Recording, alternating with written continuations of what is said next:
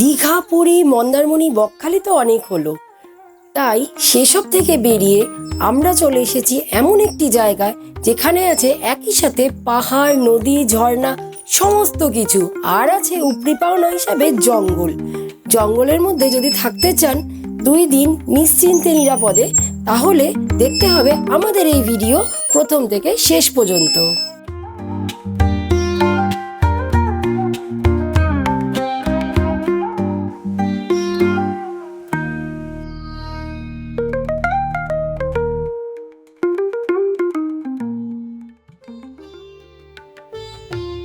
আজ আমরা বেরিয়ে পড়েছি পুরুলিয়ার সাইট সিন ঘোরার উদ্দেশ্যে।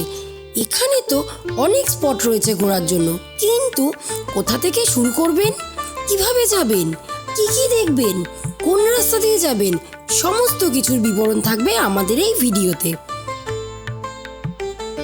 অচেনা জায়গায় অজানা রাস্তায় পথ দেখিয়ে নিয়ে যাওয়ার জন্য আমরা সঙ্গে নিয়েছিলাম স্থানীয় একজন গাইডকে, যিনি আমাদের সবকটি স্থান খুব সুন্দর করে ঘুরিয়ে দেখিয়েছিলেন।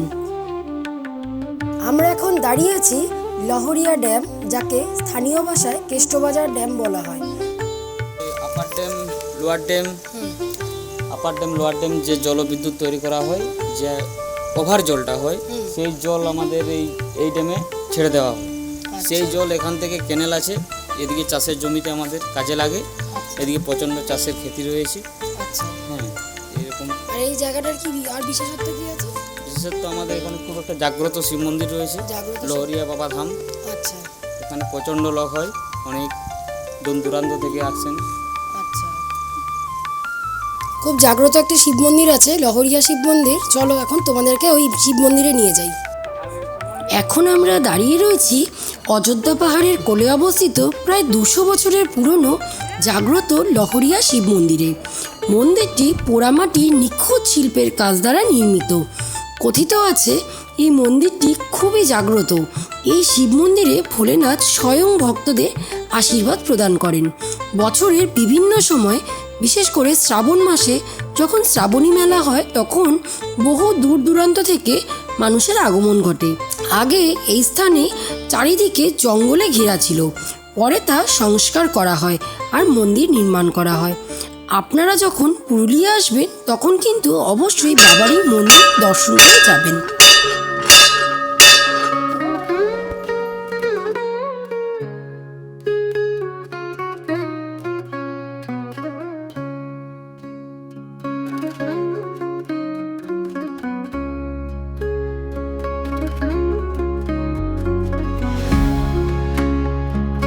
আমরা এখন দাঁড়িয়ে আছি পুরুলিয়ার দর্শনীয় স্থানগুলির মধ্যে অন্যতম লোয়ার ড্যাম। পূর্বঘাট পর্বতমালার সম্প্রসারিত অংশ হলো এই অযোধ্যা পাহাড়। দলমা পাহাড়ের অংশবিশেষ এই স্থানটি সমতল থেকে প্রায় আনুমানিক 100 থেকে 150 মিটার উঁচুতে অবস্থিত, যার সর্বোচ্চ শৃঙ্গ হলো গোর্গাবুরু। এখন আমরা সেই পথেই এগোবো আপার ড্যামের উদ্দেশ্যে। আপার ড্যাম বা লোয়ার ড্যাম শুধুমাত্র যে জল ধরে রাখার জন্যই তা নয়, এই জলকে কাজে লাগিয়ে জলবিদ্যুৎ উৎপাদনও করা হয় এখানে। সকালবেলা যখন বিদ্যুতের চাহিদা কম থাকে, তখন লোয়ার ড্যাম থেকে পাম্প টারবাইনের সাহায্যে জল তুলে তা আপার ড্যামে স্টোর করা হয়। তারপর বিকেলবেলা আবার লোয়ার ড্যামে জল ছাড়া হয়, তখন জলের ফোর্সকে কাজে লাগিয়ে টারবাইনের সাহায্যে জলবিদ্যুৎ উৎপাদন করা হয়। আপার ড্যাম এই স্থানটি কিন্তু অযোধ্যা পাহাড়ের হিল টপেই অবস্থিত। এখানকার প্রাকৃতিক সৌন্দর্য ভাষায় অবর্ণনীয়।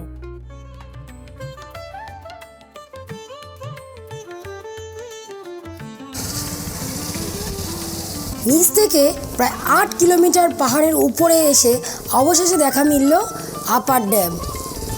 আর ওই দূরে দেখো জায়গাগুলো দেখতে পাচ্ছ, কিন্তু বিদ্যুৎ উৎপাদন করা হয় ওখানে, সোলার প্যানেল বসানো রয়েছে। যে ড্যামের উপর যে ভাসমান জায়গাগুলো, ওগুলোতে সব সোলার প্যানেল বসানো, ওখান থেকে বিদ্যুৎ উৎপাদন করা হয়। এখন আমরা যাচ্ছি ময়ূর পাহাড় দেখতে, যাকে পিকক হিলও বলা যায়। এটি অযোধ্যা পাহাড়ের হিল টপে অবস্থিত। এই জায়গার নাম ময়ূর পাহাড় মানেই কিন্তু ময়ূরের মতন আকৃতি নয়, আগে এই স্থানে থাকতো অনেক ময়ূর, কিন্তু বর্তমানে মানুষের বসবাসের স্থান এবং চলাচলের ফলে বহু ময়ূর আস্তে আস্তে কমে যায়। ময়ূর পাহাড় সমুদ্রপৃষ্ঠ থেকে প্রায় 605 মিটার উঁচুতে অবস্থিত। এখানে রয়েছে বজরংবলীর মন্দির, রয়েছে ওয়াচ টাওয়ার, যার উপর থেকে খুব সুন্দরভাবে ময়ূর পাহাড়ের সৌন্দর্য উপভোগ করতে পারবেন। চারিদিকের প্রাকৃতিক সৌন্দর্য অপূর্ব। শীতের সময় এখানে বহু পর্যটকের আগমন ঘটে, তখন এই স্থানে প্রচুর দোকানপাট বসে।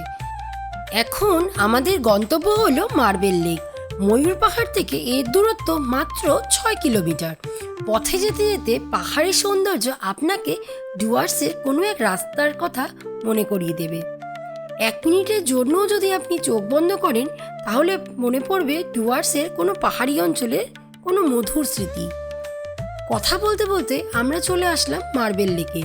মার্বেল লেকে প্রবেশের সামনেই রয়েছে গাড়ি পার্কিংয়ের জায়গা। রাস্তার দুপাশে রয়েছে দোকান, যা স্থানীয় আদিবাসীদের হাতের কাজ দ্বারা সজ্জিত, আর রয়েছে ছোটোখাটো খাবারের দোকান। আমরা এখন চলে এসেছি মার্বেল লেক। মার্বেল লেকের অন্য সাইড দিয়ে, মানে নিচ দিয়ে ভিউটা কেমন আছে সেটা দেখানোর জন্য আমরা এদিক দিয়ে ঢুকলাম।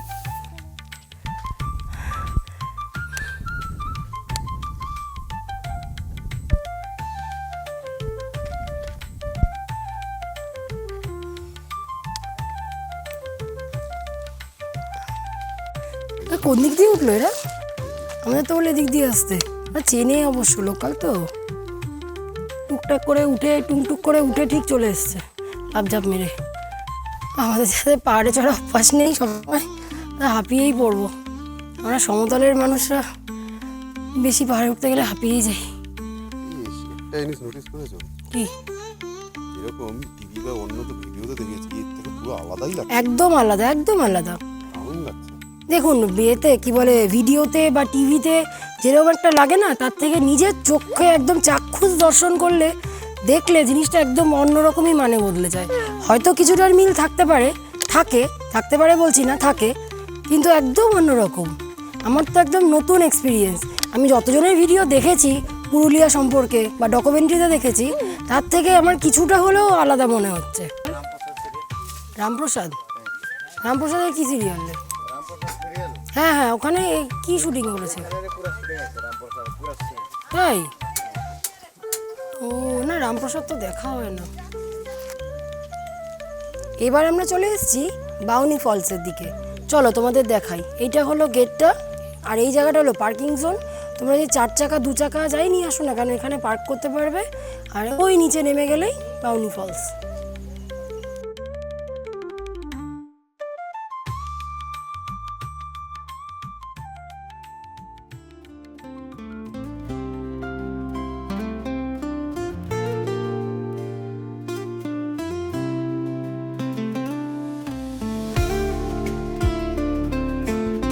এত গরম লাগছে, মনে হচ্ছে একটু লাফ দিয়ে স্নান করে নিই। জলটা দেখে তো হেভি লাগছে।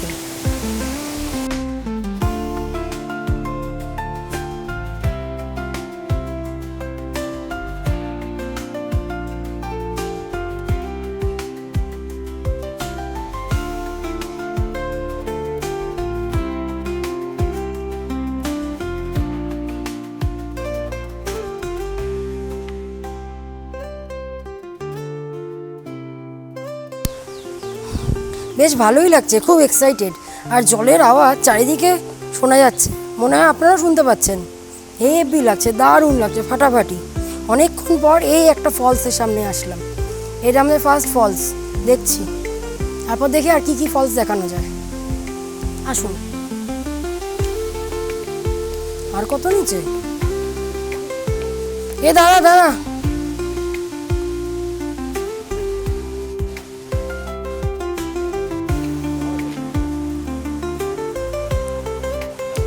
কি দেখ।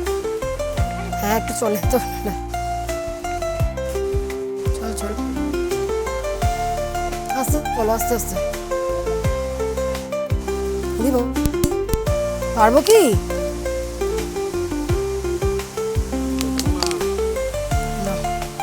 আরে বাবা, নামতে পারছি না বাবা রে। দেখুন, উঠতে নামতে কিন্তু সাবধান। ওরে বাবা, এ উঠতে পারবো?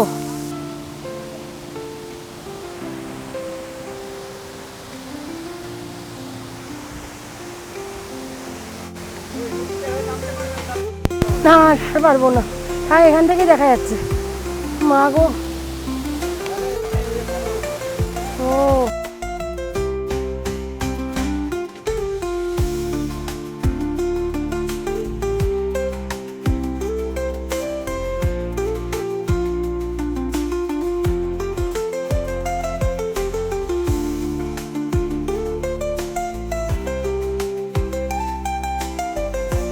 বামনি ফলসে এসে সবচেয়ে ইন্টারেস্টিং লাগলো আমার এই গাছ দোলনাটা।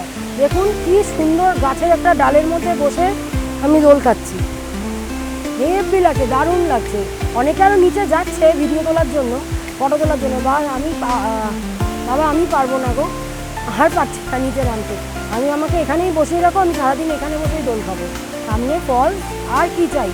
এত সুন্দর ঝর্ণা দেখতে দেখতে দোল খাওয়া, উফ দারুণ ইন্টারেস্টিং জিনিস, দারুণ দারুণ ফাটাফাটি লাগলো আমার।